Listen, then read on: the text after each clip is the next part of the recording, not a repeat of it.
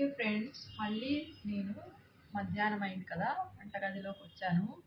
మన ఇంటి కథల్లో ఈరోజు మా ఇంట్లో లంచ్కి ఏం చేయబోతున్నానో అది మీకు కూడా షేర్ చేద్దామని ప్రయత్నం చేస్తున్నాను. సో ఇప్పుడు నేను క్యాబేజీ తరుక్కొని ఫ్రెష్గా పెట్టుకున్నాను. తర్వాత శనగపప్పు ఇంగ్రీడియంట్స్, ఇదేంటంటే క్యాబేజీ శనగపప్పు వేపుడు అనమాట. సో దానికి కావాల్సిన ఇంగ్రీడియంట్స్ క్యాబేజీ, శనగపప్పు, తర్వాత ఎండు కొబ్బరి పొడి, తర్వాత వెల్లుల్లి రెబ్బలు ఒక 3 తీసుకున్నాను, తర్వాత ఒక చిన్న ఉల్లిపాయ మీడియం సైజు, ఒక చిన్న పచ్చిమిరపకాయ, కొంచెం కరివేపాకు. సరేనా? ఇవే కావాల్సినవి. చాలా సింపుల్గా మనము శనగపప్పు వేపుడు చేసేసుకున్నాము. ఎంతో రుచిగా ఉంటుంది.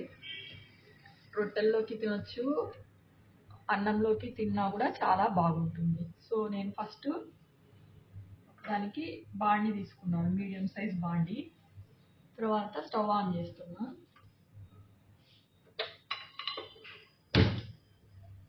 నేను చేసే వంటలన్నీ చాలా ఫాస్ట్గానే అయిపోతాయి.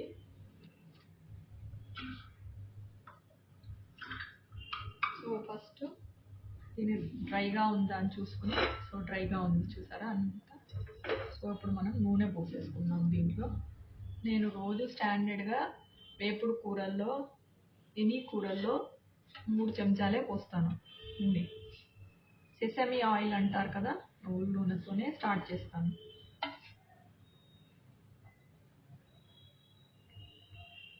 సో 2 పోసుకున్నాము, కొంచెం పోస్తున్నాము. సరేనా? ఓకే. నెక్స్ట్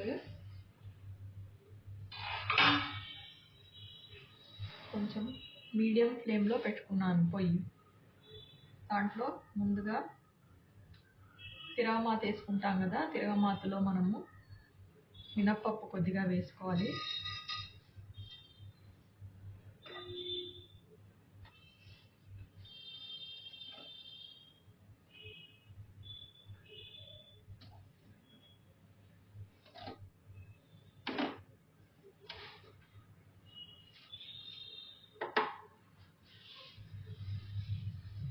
కొంచెం బ్రౌన్ అయ్యే వరకు ఇలా వేయించుకుంటూ ఉండాలి దీన్ని.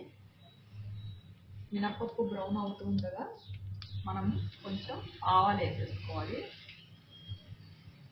లేకపోతే ఫస్ట్ ఆవాలు వేసేస్తే ఏమంటే ఆవాలు ఫాస్ట్గా కాలిపోయి చిట్పట్టని అనేస్తుంది కదా, మాడిపోతుంది అనమాట.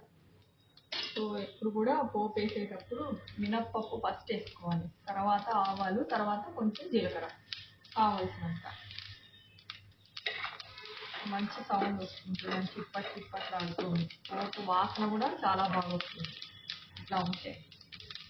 నువ్వు నూనె కాబట్టి అది యాంటీ ఆక్సిడెంట్ ఎక్కువ ఉంటుంది అంటారు కదా, అందుకే పొగ వస్తుంది అన్నమాట.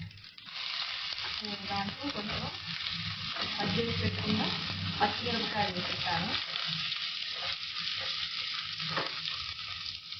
తర్వాత ఉల్లిపాయలు వేసేసుకుంటున్నా. ఘాటు ఎక్కువ రాకూడదు అంటే మీరు ఇది వేయగానే మూత పెట్టేసుకోవాలి. మూత పెట్టేసుకోండి. ఇప్పుడు పచ్చిమిర్చి మనం మొహంలో కూడా పడదు, కాకపోతే పచ్చిమిరపకాయ ఘాటుకి అది నూనెలో వేయించేటప్పుడు ఎగిరి మన ఫేస్ మీద పడే ఛాన్సెస్ కూడా ఉంటుంది కదా, అందువల్ల నేను ఎప్పుడు కూడా మూత పెట్టేస్తాను. మీరు కూడా ఇలాగే చేసుకోవచ్చు.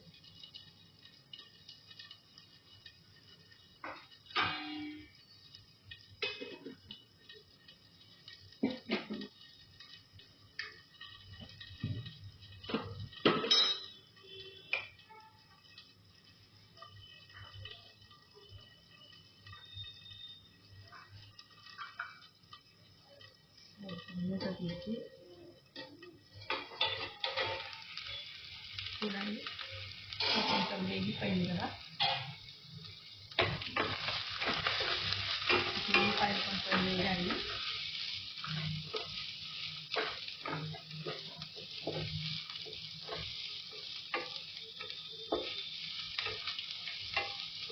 చూడండి, మినప్పప్పు బ్రౌన్గా ఉంది. అప్పుడే మనకు మంచి వాసనగా ఉంటుంది తిరగమాత. దీంట్లో కొంచెం పసుపు వేసుకుందాం. ఇంత పసుపు వేసుకున్నాను ఫ్రెండ్స్.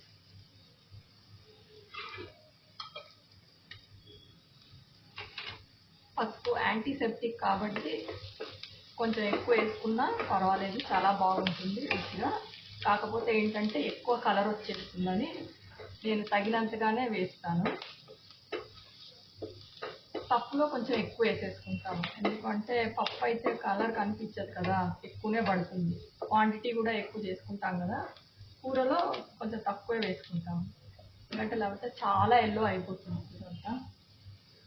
సో ఇప్పుడు ఏం చేస్తానంటే నేను ఫస్ట్ నానబెట్టి 2 గంటల ముందే నానబెట్టి పెట్టుకున్నాను అనమాట ఈ శనగపప్పు. దాన్ని దీంట్లో ఫస్ట్ ముందుగా వేసేద్దాం.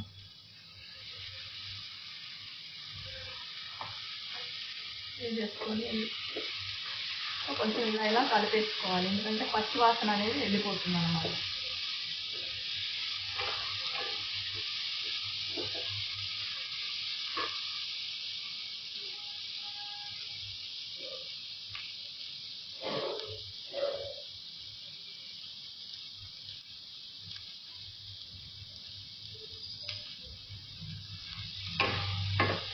చూసారు కదా, పచ్చి వాసన వెళ్ళిపోయాయి.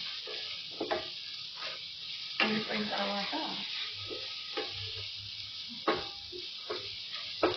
దీంట్లోనే ఇప్పుడు కోసి పెట్టుకున్న చిన్నగా ముక్కలుగా చేసుకున్న క్యాబేజీని దీంట్లో వేసేయాలి.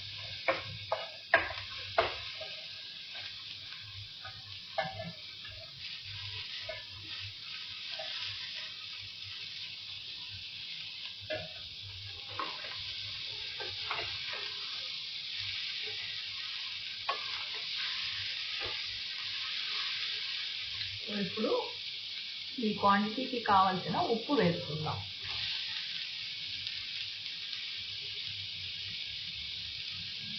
స్టాండర్డ్గా ఒక చిన్న స్పూన్ ఉప్పు వేసేస్తే సరిపోతుంది, ఎందుకంటే అన్ని వెజిటబుల్లో కొద్దో గొప్ప సాల్ట్ ఉంటుంది, ఉప్పు ఉంటుంది. అందువల్ల మనం ఉప్పు ఎప్పుడు కూడా జాగ్రత్తగా వేసుకోవాలి. సో అందుకు చిన్న చెంచా వేస్తున్నాను, ఇట్లా కొంచెం అంతే సరిపోతుంది అన్నమాట, కొంచెం వేసుకుంటే.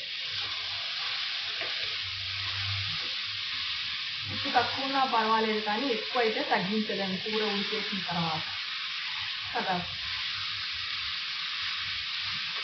ఇప్పుడంతా కలిపేసుకొని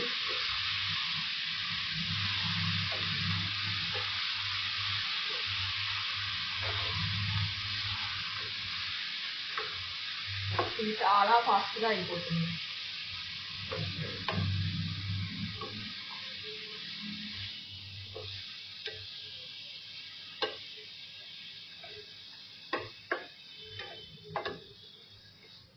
చూసారా, చక్కగా కలిపేసాము.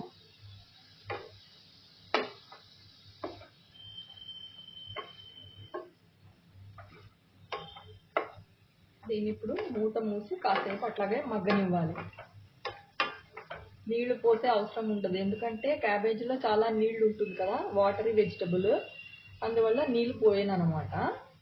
పోయకుండా అట్లా మూత పెట్టేసి సిమ్లో పెట్టాలి.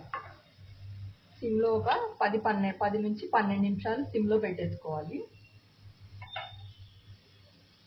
కావాలంటే మీరు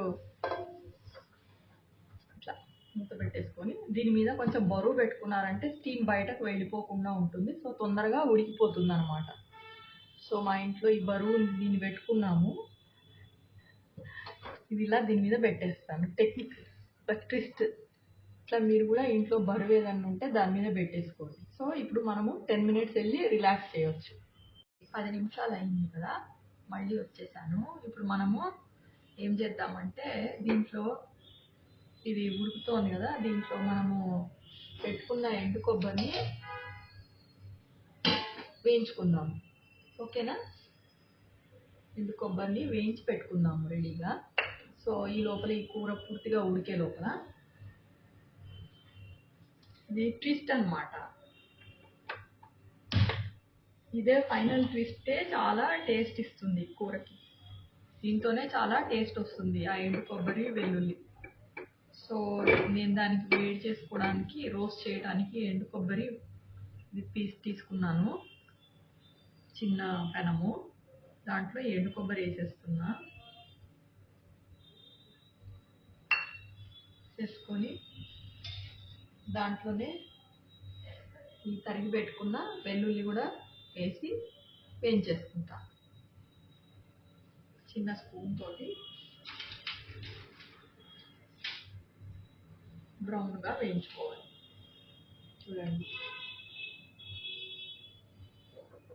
చూస్తున్నారు కదా, ఇది బ్రౌన్గా వేయించేసుకోవాలి.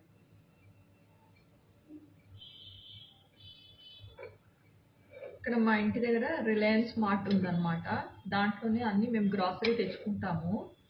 అన్నీ బాగా ఫ్రెష్గా ఉంటాయి. సో నేను ఎండు కొబ్బరి కూడా రెడీమేడ్, నేను చేసుకోలేదు. మా ఇంట్లో కొబ్బరి చెట్టు ఉంది, చాలా కాయలు కాస్తాయి. ఎండు కొబ్బరి కూడా వస్తుంది. బట్ ఇప్పుడు ప్రస్తుతానికి రెడీగా లేదనమాట. అందుకు ఈ రోజున ఇది వాడుతున్నాను. గుడ్ లైఫ్, రిలయన్స్ వాళ్ళ గుడ్ లైఫ్ ప్రోడక్ట్సే బాగుంటాయి అన్నమాట. సో అదే మేము కూడా వాడతాము. ఎండు కొబ్బరి నిన్న వెళ్ళినప్పుడు తెచ్చుకున్నాను, సరుకులతో పాటు తెచ్చుకున్నాను అనమాట. సో దీన్ని కొంచెం బ్రౌన్గా అవనివ్వాలి. ఈ ఎండు కొబ్బరి పచ్చిది వేస్తే అంత బాగుండదు. సో కొంచెం బ్రౌన్గా చేసుకొని పక్కన పెట్టుకుంటే దాన్ని కూర దించే ముందు కలిపేసేయాలి. ఇంకా కొంచెం ఎక్కువ కూడా వేసుకోవచ్చు, యాక్చువల్లీ బాగుంటుంది. సో ఇంకొంచెం వేద్దాం. తక్కువనే ఉంది కదా, ఇంకా కొంచెం వేస్తున్నాను. చాలు. సో ఇది అయిపోయింది ఆల్మోస్ట్. సో మాడకుండా చూసుకోవాలి, ఫాస్ట్గా మాడిపోతుంది అన్నమాట. సో బ్రౌన్గా అవుతే చాలు. ఓకేనా ఫ్రెండ్స్, చూడండి ఇలా బ్రౌన్గా అయింది కదా, ఇంకా చాలన్నమాట. రెడీగా ఉంది కొబ్బరి, వెల్లుల్లి, కొబ్బరి పొడి.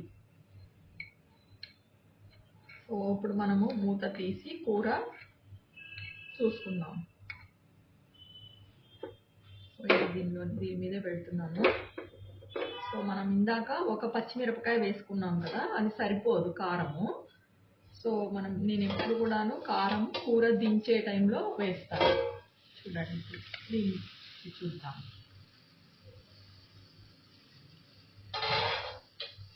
చూసారా 10 minutesలో ఎంత బాగా ఉడికిపోతుందో.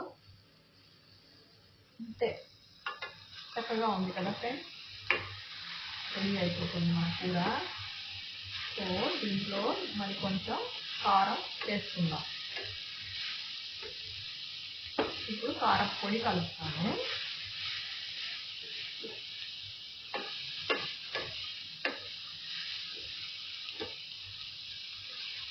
క్రంచిగానే ఉండాలి క్యాబేజ్ ఎప్పుడు కూడా, సాలెడ్ క్యాబేజ్ కదా, క్రంచిగా ఉంటేనే చాలా టేస్టీగా ఉంటుంది. సో దీంట్లో ఉప్పు వేసేసాము, పచ్చిమిరపకాయ వేసేసాము. ఇప్పుడు కారం పొడి కొంచెం వేసుకుందాం.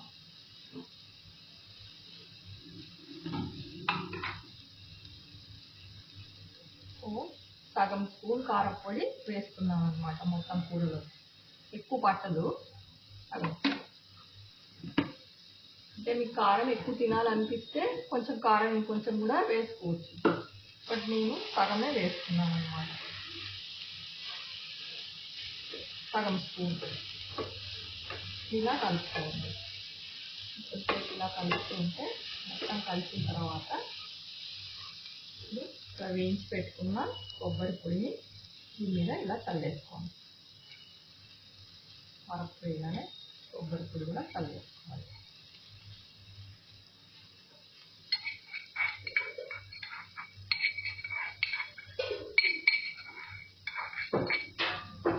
చల్లేసుకున్నాక దీన్ని కొంచెంసేపు ఇట్లా వేయించాలి.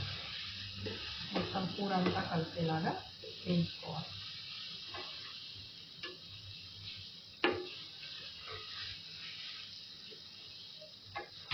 చూడండి ఎంత బాగా వస్తుందో.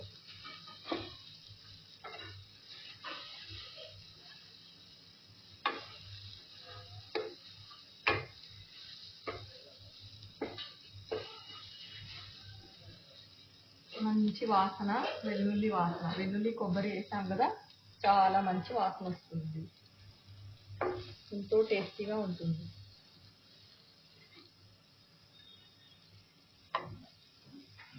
దీన్ని మీరు చపాతీలోకి బాగుంటుంది, అన్నంలో కూడా చాలా బాగుంటుంది.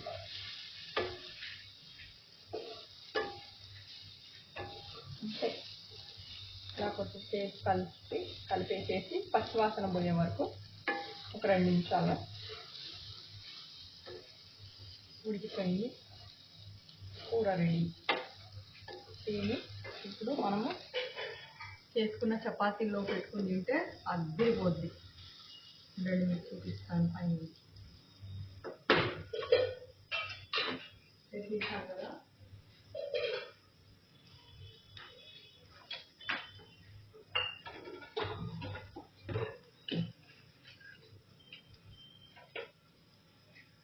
ఇది చేసుకున్నాం కదా చపాతీలోకి.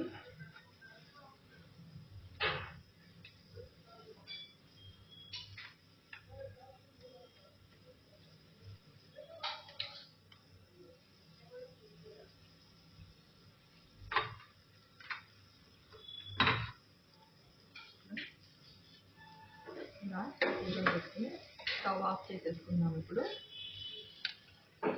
చూసారా ఫ్రెండ్స్, కూర శనగపప్పు క్యాబేజీ పొడి కూర.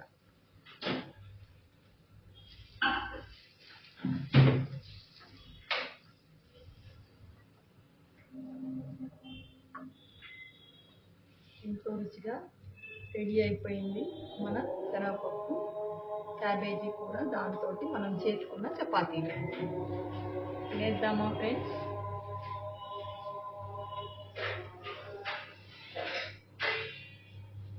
చూడండి నా చపాతీ ఎంత మెత్తగా ఉందో.